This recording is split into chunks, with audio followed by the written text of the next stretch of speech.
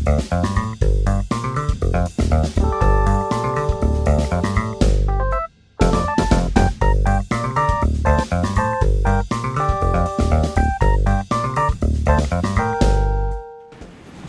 tarde a todas e todos. Como já foi apresentado, meu nome é Paula, sou psicóloga aqui da Defensoria de São Paulo. Atualmente estou no grupo de apoio interdisciplinar aqui da Defensoria Pública Geral, na interface com os núcleos especializados, inclusive com o núcleo do idoso e da pessoa com deficiência. E também acompanhando o trabalho dos colegas psicólogos e assistentes sociais e defensores das unidades pela cidade e pelo estado de São Paulo. Como aqui eu estou entendendo que temos muitos colegas e parceiros externos à Defensoria, não é? Quem aqui que é da rede de serviços? Levanta o braço, por favor, para ter uma ideia. Então, acho que é até interessante, talvez vai ficar repetitivo para quem é da Defensoria, mas acho que é importante a gente falar um pouquinho, vou contextualizar isso, né? Aqui na Defensoria a gente tem as unidades de atendimento, onde vão ter os defensores e os CANs, já foi falado um pouco aqui na mesa, né? O CAN é o Centro de Atendimento Multidisciplinar, com psicólogos e assistentes sociais na instituição. E demandas como essa, né, que complexas e difíceis e sensíveis, a gente precisa também dos vários olhares de profissionais com diferentes formações, então essa é uma das demandas que a gente acompanha bastante.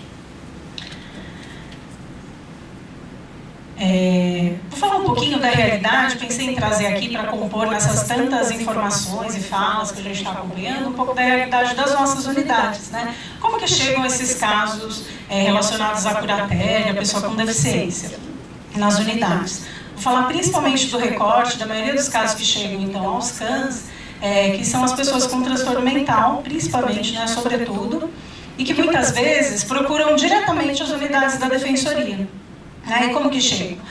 O discurso, a gente percebe relatos de curadores que são distantes, às vezes moram em outra cidade, né? E aí, se a gente pensa no papel da curatela, né, já chama atenção de cara, é muito comum isso.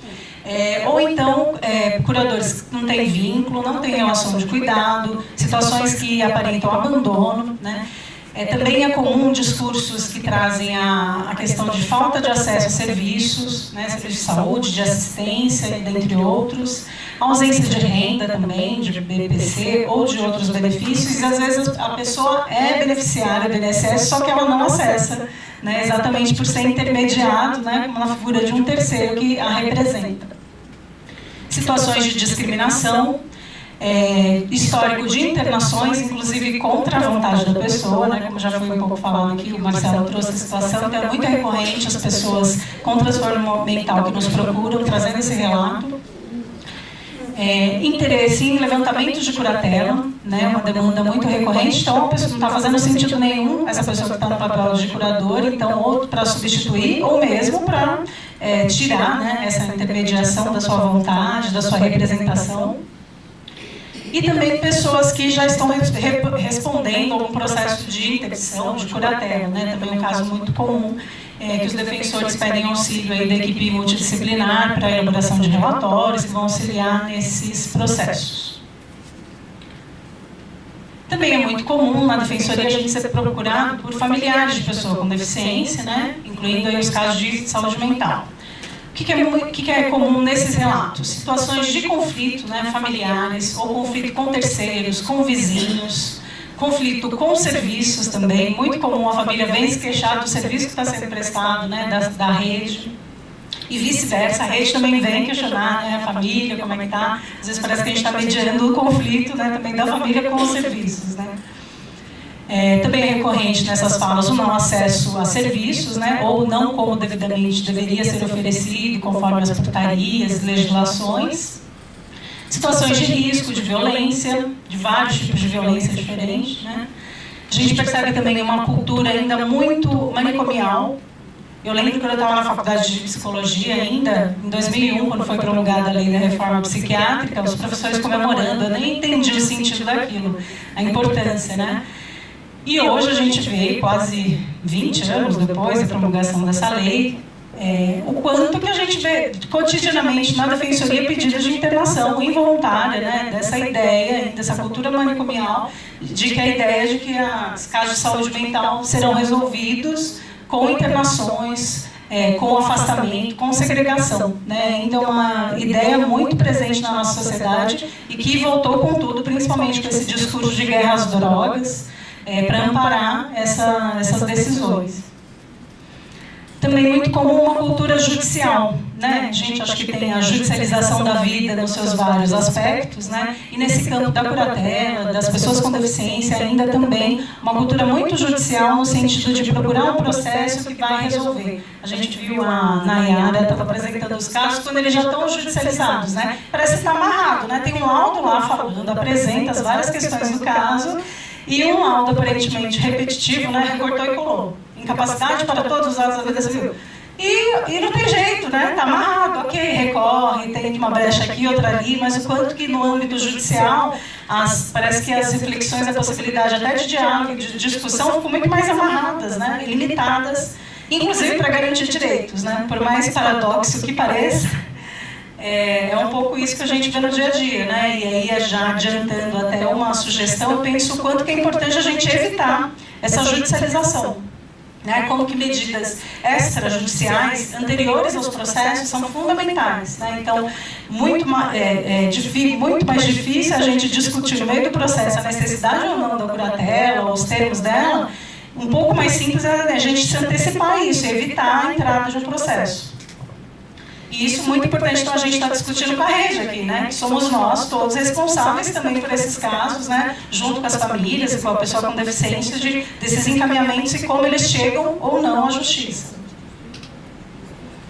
Aqui para falar um pouco também, acho que uma via, né, desses casos, como eles chegam à defensoria, é pela rede de serviços, então, né, também de casos, às vezes, que não denúncia de abandono, de negligência, de maus tratos, de conflito, de situações de risco, violência, né, e na mesma lógica, não acesso aos tratamentos, né, ou também uma fala recorrente que é a não adesão a tratamentos, né, que aí até grifei a palavra adesão a tratamento, que a gente deve tomar muito cuidado também, quantas vezes, né, sobre esse discurso de a família não aderiu ao tratamento, o paciente não aderiu, e aí parece também muitas ações violentas são justificadas, né, com esse discurso de não aderiu, né, então tem que pensar que serviços estão sendo oferecidos às famílias e às pessoas com deficiência para a gente falar que aderiu ou não.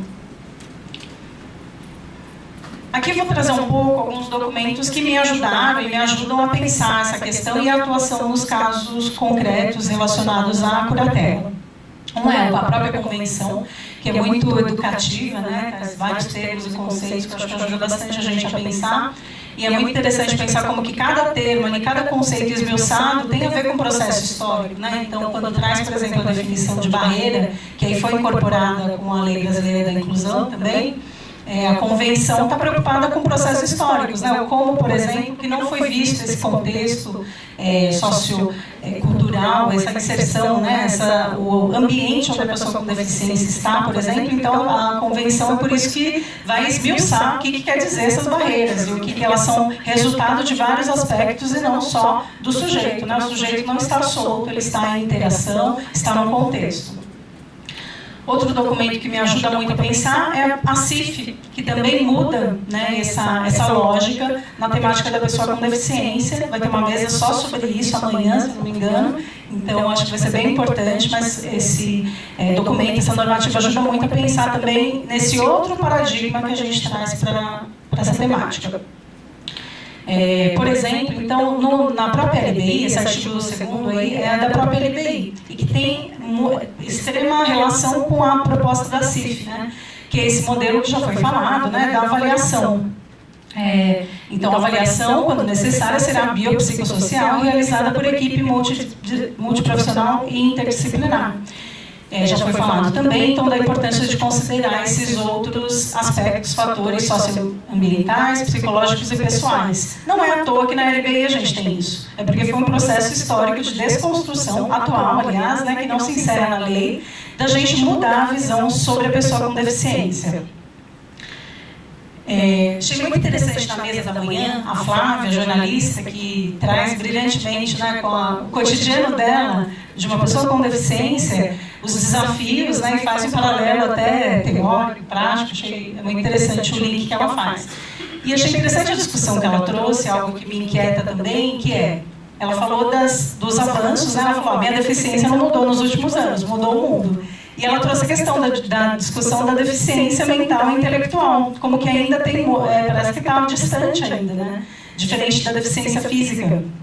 Fiquei pensando, por que será que é tão difícil, né?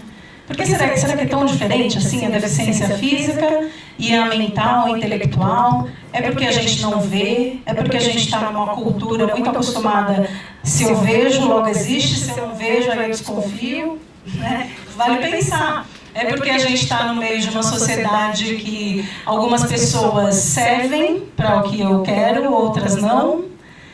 E esse tema da deficiência mental e intelectual é muito interessante a gente pensar no mercado de trabalho, né? Impossível a gente pensar nessas discussões sem pensar na sociedade capitalista, voltada ao mercado, quem interessa, quem não interessa. Fiquei pensando, será uma pessoa cadeirante ainda serve para alguma coisa? Ou a nossa sociedade do esclarecimento, onde os discursos racionais, por mais que possam ser manipuladores, mas são eles que são ouvidos e considerados. E aí, quando uma pessoa está numa outra lógica, não tão racional do que a gente está acostumado, do que é valorizado, ela já é descartada. Se a pessoa demora um pouco mais para me explicar a vontade dela, eu já não presto muita atenção. Ou se ela fala de um jeito meio estranho, eu também já vou desconsiderar, né? Acho que são questões para a gente pensar. Na própria... estava pensando, há pouco tempo estava no evento também sobre direitos trabalhistas, né? E aí o palestrante fazia esse resgate. O quanto que as doenças modernas são doenças mentais, né? São mentais. O grande índice, a pessoa citava, antigamente as pessoas se machucavam, se afastavam do trabalho por causa de questões físicas. Hoje em dia, sobretudo, são as questões mentais que as pessoas... sofrimento no trabalho, são desgastes, né, dos trabalhadores. Então, isso é muito interessante, a gente fazer esse paralelo, né, das questões físicas. Por que muitas vezes, para a pessoa conseguir um benefício INSS, se é uma questão psicológica, mental, é muito mais difícil do que isso. Tem vários estudos apontando também, é muito mais difícil por uma questão física. Né? Então, se é como doença, é difícil você comprovar. Se é para dizer da capacidade, também parece que é mais difícil. Né? Se é para dizer dos direitos trabalhistas, também parece que fica. Né? Então, acho que questões importantes para a gente ficar atento quando entra nesse campo da deficiência mental e intelectual.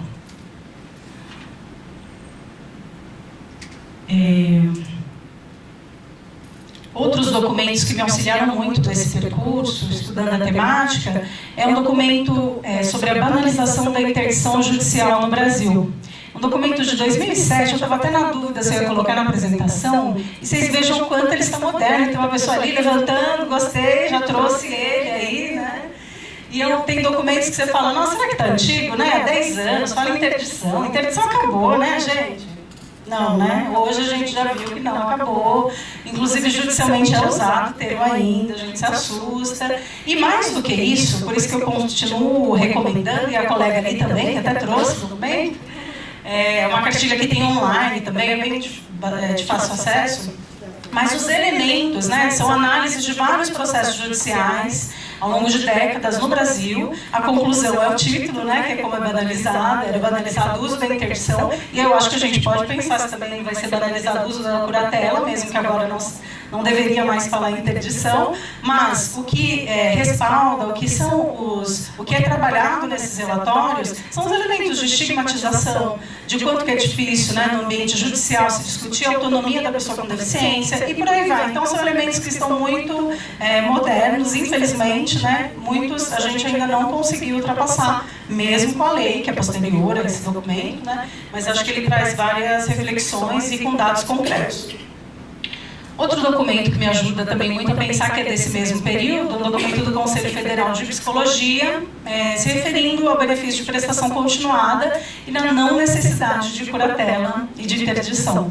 Né? Novamente, documento relativamente, já faz alguns anos, mas uma questão muito recente. Surgiu ainda, alguns professores da Faculdade de Saúde Pública da USP me ajudou muito a pensar essa questão da curatela e da própria pessoa com deficiência, da interação com o ambiente.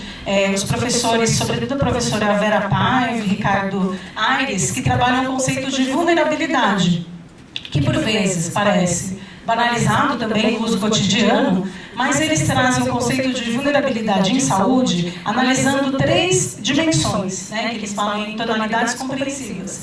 A dimensão individual, a dimensão social, tem tudo bem que a gente ouve bastante isso, né, vai falar, só que eles falam da dimensão programática, que eu achei muito interessante. E eles estão falando do quê? Dos programas. É programática no sentido de que programas estão sendo oferecidos à população.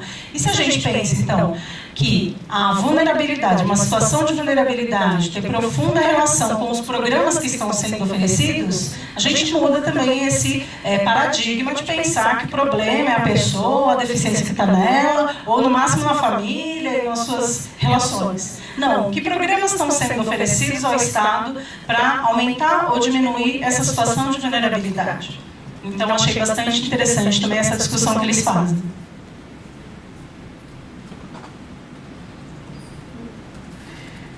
Também a gente tem vários outros estudos, né, sobre curatela e interdição, os efeitos na vida da pessoa, os efeitos psicológicos, sobre a autonomia, né, o prejuízo todo, até na própria organização familiar, de o que representa, né, a pessoa ser curatelada, os efeitos que tem para isso nas relações.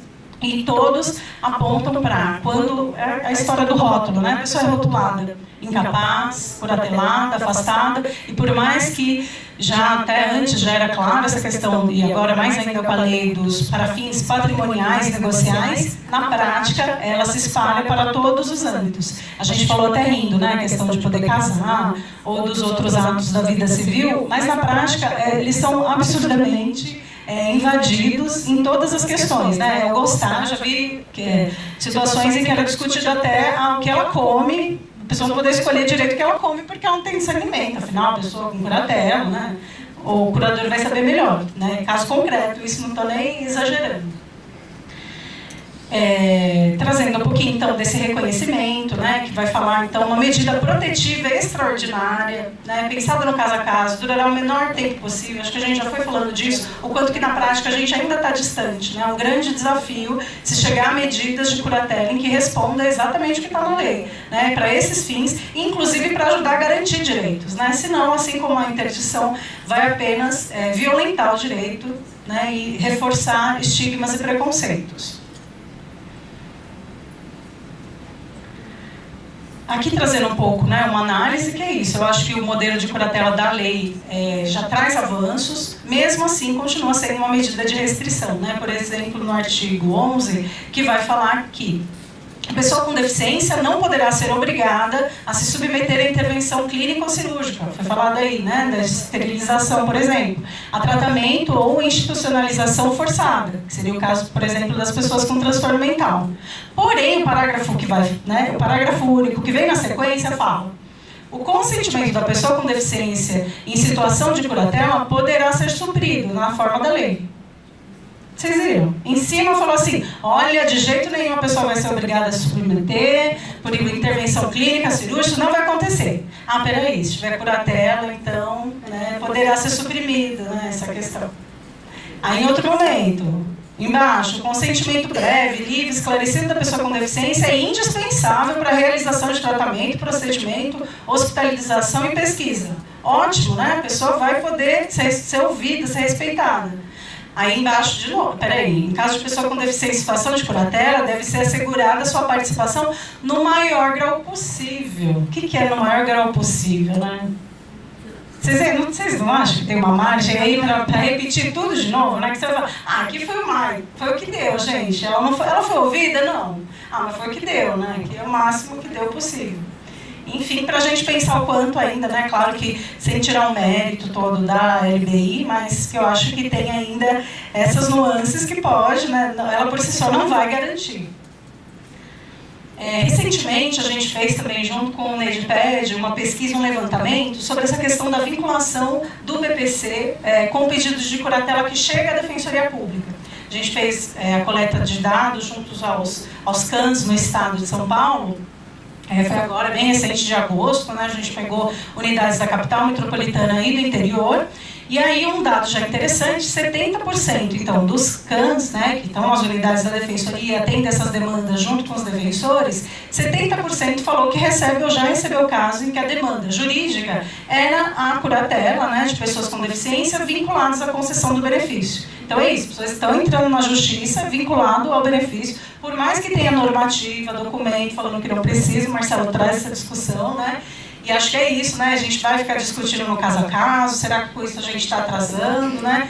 Que acho que é muito válido o questionamento que o Marcelo trouxe. Por outro lado, eu fico pensando, se não é a gente que vai mudar com isso, cutucar, incomodar e falar, gente, não é isso, como é que vai mudar? Né? Quantas grandes mudanças? A gente pode pensar se não vai ser no caso a caso, mas que outras ações a gente vai fazer para levantar essa questão? Né? Podem ser coletivas, acho que o núcleo até tem se preocupado com isso, né? São essas ações, mas alguma coisa a gente precisa fazer. Né? E até que ponto a gente, no caso a caso, alimenta isso? Será que também é difícil para a gente coletivamente questionar e mudar o paradigma? São questões para pensar mesmo. Em outro ponto, a gente também perguntou, então, para os psicólogos e assistentes sociais da Defensoria de onde vinham essas demandas, geralmente. 55% dos profissionais falaram que são as agências do INSS que indicam para as famílias procurarem a Defensoria. Próxima mesa tem uma colega do INSS que está se contorcendo ali atrás, ela vai vir para a mesa, né? E aí vai me negar ou não, mas porque apareceu o resultado, a gente dá nome, endereço, vamos conversar, porque é isso, né? A saída eu acho que é mesmo, da gente se articular enquanto rede, pensar o que a gente está fazendo para garantir os direitos das pessoas com deficiência, né? É esse o caminho? Quais outros caminhos possíveis? E 20% apontaram, então, agências bancárias que fazem esse encaminhamento, além de outros serviços, Justiça Federal, o Marcelo falou também, advogados particulares, serviços da rede de assistência, de saúde, etc. Aqui eu ia trazer, né, dos casos, quando a gente fala, então, olha, a lei, vamos pensar em novas diretrizes, novos parâmetros, novos quesitos, né? Os primeiros laudos que eu tive contato já nessa fase pós-LBI, eu pus até que são quesitos psicológicos, né? Porque os primeiros são... e era uma diretriz, né? Um documento que pretendia ser replicado, acho que está sendo, infelizmente. E até em articulação com o núcleo, a gente veio se debruçando como deveriam ser esses quesitos, atendendo as conceituações e diretrizes da LBI, né? E os primeiros que eu me dei conta, me assustei bastante, né? Então, embora sejam quesitos psicológicos, o pessoal de outras áreas que estão aqui podem pensar junto com a gente. Por exemplo, esse era o que está exatamente como é lá, gente. Do ponto de vista cognitivo, informar. Qual a estimativa do nível de inteligência, o QI da pessoa? Vocês acham que avaliar QI, que é uma prova padronizada, a maioria de origem estadunidense, que é feita em outro contexto, é adaptada para o Brasil, mas é de uma lógica de ensino formal, e a gente acha que pode replicar e avaliar isso? Se a gente pensa na ideia da pessoa com deficiência de hoje, da LBI, vocês acham que combina com medir QI? Outra, fala em alterações e funções cognitivas, atenção, memória, cálculo. Está falando de interação com mente aqui? Ponto de vista de avaliação da personalidade, informar, apresentar característica de disfunção da personalidade, dificuldade de controle de impulso, estabilidade afetiva e outras. Está se falando aqui no ambiente, no contexto cultural, na rede? Vocês viram que é muito limitado. Parece um modelo, poderia ser um documento da década passada ou até anterior nesse modelo. Essa visão, é o ser humano que está desajustado às suas funções. E aí, para finalizar, então, acho que pensar um pouco alguns caminhos, alguns cuidados que eu penso aqui do recorte nosso atuando na defensoria, mas acho que é para todo mundo, acho que é para a rede, né? Acho que para a gente tentar se aproximar do que prevê a LBI. E o primeiro, parece tão óbvio, né? Ouvir a pessoa com deficiência. E esse ouvir, lógico que é um ouvir no sentido mais amplo, é estar junto, é se atentar, é ter, às vezes, paciência, porque a pessoa não vai, talvez, se apresentar do jeito que a gente espera, ou num discurso claro, racional, como a gente também fica confortável para ouvir, né? Esse ouvir no sentido mais amplo, mas que a gente tem que estar bem atenta. E parece bobagem, só que eu tenho analisado vários laudos onde a pessoa mal é atendida. caso que chegou ao extremo da pessoa não ter sido atendida e todo o relato é feito com laudos médicos antigos, indiretamente o contato com a pessoa, né? Ou através de familiares. Então, que absurdo, a gente está falando da pessoa e não teve contato com a pessoa. Outros pontos importantes, verificar como é a interação familiar e com a comunidade, com quais pessoas a periciana se relaciona com o seu cotidiano e como interage, como isso é observado durante a perícia, porque esse é outro fator, né? Tinha perícias em que falava de toda a interação, fala de tudo da pessoa, sem ver a pessoa e sem ver a pessoa em interação, né? Era com base na fala, no discurso do familiar. Problemático também. Como é o vínculo afetivo da pessoa avaliada com a possível curadora, como se dá essa relação, o histórico atual. Nas dinâmicas relacionadas à pessoa avaliada, né, foram avaliadas as barreiras, as tais barreiras que não têm aparecido muito pouco em todos os laudos que têm verificado, ou mesmo a rede de serviços, né? Quais relacionamentos e apoio a pessoa avaliada tem, mais uma vez, né, que é para a gente ver em que meio que essa pessoa está, que tipo de recurso, apoio ela está tendo. Cuidado com esses estigmas e preconceitos, esses modelos que se repetem. Também que serviços estão trabalhando a autonomia da pessoa. Levantaria aí também os desafios do modelo de tomada de decisão apoiada, mas que também acho que a gente teve uma ótima explanação da Estela para a gente pensar. A Daniela, querida defensora de Itaquá, falou: eu não vejo a hora de chegar um caso de tomada de decisão apoiada. Eu acho que esse caso é a gente que vai trazer ele, né? Acho difícil que ele vá chegar assim quadradinho, mas é o nosso olhar que vai estar para ele e vai falar: nossa, é esse. Né? Por mais pode vir com laudo, vai vir com laudo falando que a pessoa está capacitada para todos os atos da vida civil, mas eu acho que somos nós também, nós, rede, defensoria, sistema de justiça, quem estiver alinhado com essa perspectiva, somos nós que vamos falar: é esse o caso, então vamos. E tivemos algumas dicas bem interessantes de outros países, né? Acho que para a gente também dá um pouco menos de angústia, né? De arriscarmos, mas sempre vai ser um risco, né? Mudar paradigmas, mudar estigmas e culturas, sempre acho que vai envolver um tanto de risco. Né? Senão a gente faz mais do mesmo, que tem um certo conforto. Obrigada pela atenção. Eu vou deixar o site da Defensoria, para vocês olharem, tem muitos materiais. Fiquei sabendo, um monte de gente pergunta se vai ter as apresentações de hoje, que eu fiquei sabendo que vai estar no site também. No site a gente também tem a parte falando do CAN, tem uma cartilha que fala sobre saúde mental. E também tem um parecer que a gente fez exatamente sobre os quesitos psicológicos, com várias dessas questões que eu trouxe também mais esmiuçadas. Fica meu contato e eu quero aproveitar a ocasião, falando da importância de estarmos juntos e pensarmos em ações inventivas e criativas para esses desafios que a gente se coloca no cotidiano.